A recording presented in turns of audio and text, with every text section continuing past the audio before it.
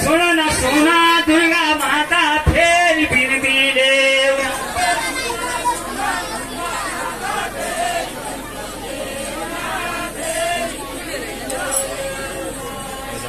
भोला गलती हुन्छ कि क्षमा गरिदेऊ न हो देउ देउताको शरण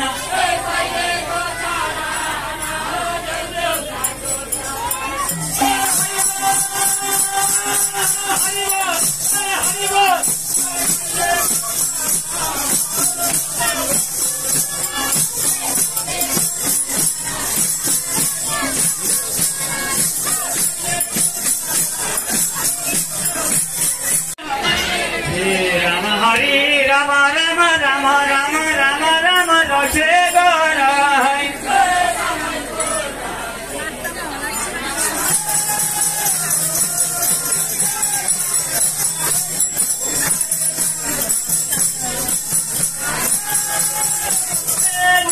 नेपालवासी नेपालीको रक्षे गर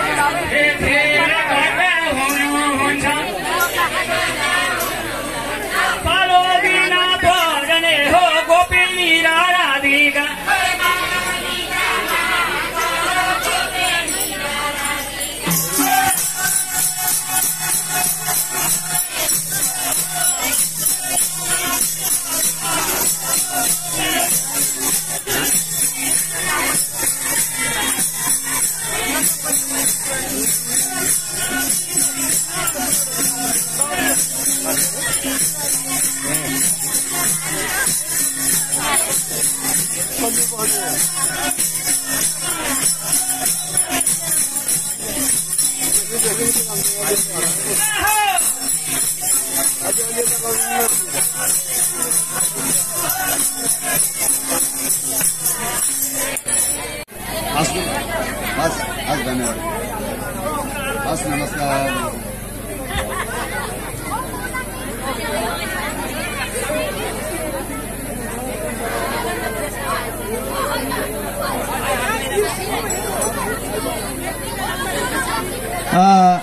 म अब यहाँ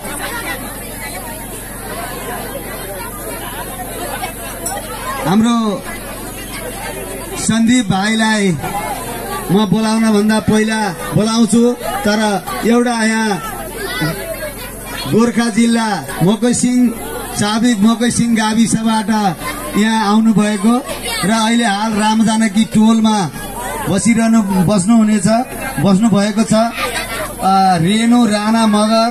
उहाँले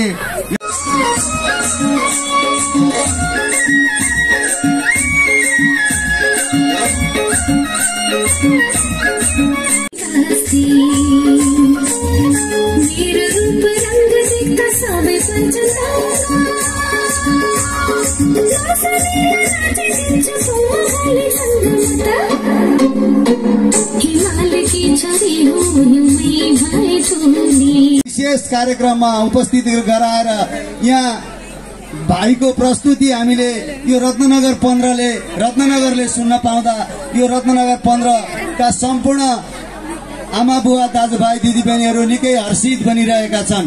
म सबैभन्दा पहिला त म भाइलाई पनि अब तयारी अवस्थामा रहनको निम्ति म अनुरोध गर्न चाहन्छु र यो पछि बीचबीचमा भाइको प्रस्तुति सँगसँगै फेरि केही नृत्यहरू पनि हामी यहाँ तपाईहरुको बीचमा राख्नेछौं र मैले यो कार्यक्रमलाई सफल बनाउनको निम्ति त सबै कुरोको आवश्यकता पर्दो रहेछ। त्यसै कारणले यो सचिवालय हाम्रो यो मञ्चको देब्रे भागमा रहेको छ। उहाँ यो दुर्गा पूजा समारोहका कोषाध्यक्ष मैना लामिछाने, हिमाल गुरुङ समाजका अध्यक्ष सुदीप गुरुङज्यूलाई अहिले भर्खरै 1005 रुपियाँ सहयोग प्रदान गर्नुभएको छ। उहाँलाई विशेष धन्यवाद व्यक्त गर्न चाहन्छौँ हामी।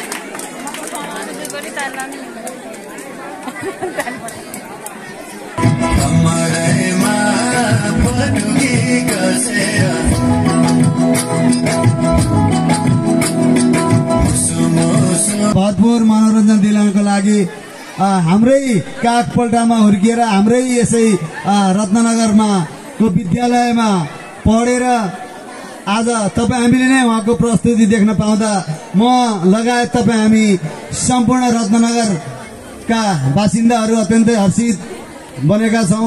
म धेरै कुरा नराखिकन यो माइक्रोफोन म सन्दीप भाइलाई हस्तान्तरण गर्न चाहन्छु। धन्यवाद। धन्यवाद। निकै नै मिठो कार्यक्रम सञ्चालक, निकै नै समाजसेवी व्यक्तित्व आने सरलाई पनि धेरै धेरै धन्यवाद दिन चाहन्छु। त्यसै गरी मैले सम्झिनै पर्ने नाम, मलाई यो स्थान दिनुहुने, यो ठाउँमा आउनका लागि प्रोत्साहन गर्नुहुने आदरणीय सर ओमप्रसाद भट्ट सरलाई हृदयदेखि नै धन्यवाद दिन चाहन्छु। म सानैदेखि नै बिन्देश्वरी होस्टेलमा पढ्दै गर्दा जुन उहाँ सहकारीबाट मलाई निकै नै माया गर्नुहुन्थ्यो, आज पनि यसरी माया गर्नुभएको छ। यो ठाउँमा आउने मौका दिनु, मैले सम्झिनै पर्ने नाम, जुन स्कुलमा पढेको थियो मेरो गुरु भीमप्रसाद खनाल मेरो गुरु हुनुहुन्छ। मलाई जुन यो ठाउँसम्म आउनका लागि शिक्षा दिनुभएको थियो, उहाँलाई पनि हृदयदेखि नै धन्यवाद दिन चाहन्छु। त्यसै गरी स्टेजमा रहनुहुने आदरणीय गोकुल सर, निकै नै समाजसेवी व्यक्तित्व, जुन बिन्देश्वरी होस्टेलको विदेश्वरी स्कुलको पूर्व अध्यक्ष हुनुहुन्थ्यो, उहाँलाई पनि हृदयदेखि नै सम्मान व्यक्त गर्न चाहन्छु। त्यसै गरी यहाँका ब्याचमा आसीन सम्पूर्णलाई एकमुष्ट रूपमा सम्मान व्यक्त गर्न चाहन्छु। सम्पूर्णलाई पक्कै पनि मेरो गीत सुन्न हतार भइसकेको छ, हो कि होइन? म यसै ठाउँबाट हुर्किएको मान्छे, यही बाटो साइकल चलाउँदै पिठुवाको स्कुलमा पढ्दै गरेको मान्छे, पक्कै पनि यहाँ मेरो धेरै साथीहरू हुनुपर्छ, धेरै सँगै पढेका साथीहरू पक्कै पनि हुनुहुन्छ। मैले देखिरहेको छु, शरीर काप लगायत सम्पूर्ण मैले देखिरहेको छु। सबैको नाम लिन भ्याउँदैन, पक्कै पनि यही ठाउँमा पढ्दै गर्दा धेरैजनाले पक्कै पनि मलाई चिन्नु भइसकेको होला। यही ठाउँबाट हुर्किएको जुन मेरो कर्म थलो रत्ननगर नगरपालिका 15, जुन यो बिन्देश्वरीबाटै नै म यो ठाउँसम्म पुग्ने एउटा योग्य बनेको छु। पक्कै पनि दुई खोली दुबा हाँसी खेली बिताउला जुबाना तानसेन घमाइलो जता निर्माया उतै रमाइलो दुई खोली दोबाना हाँसी खेली बिताउला जीवन तानसेन घमाइलो जता निर्माया उतै रमाइलो। कस्तो लाग्यो? अलिकति टेक्निकल प्रब्लमले गर्दा अलिकति गाह्रो भयो। स्वर्गीय झलकमान गन्धर्वको गीत हे भरे स्वीकार।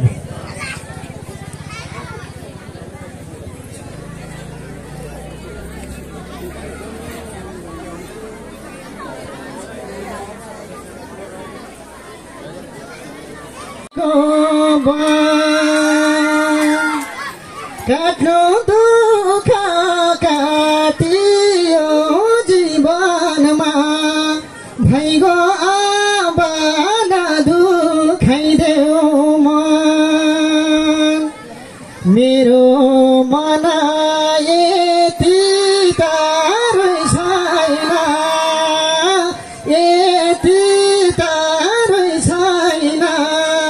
रुदा दिला बुझाउने कोही छैन घरै मुनि सल्लेरीको बन काटो दुःख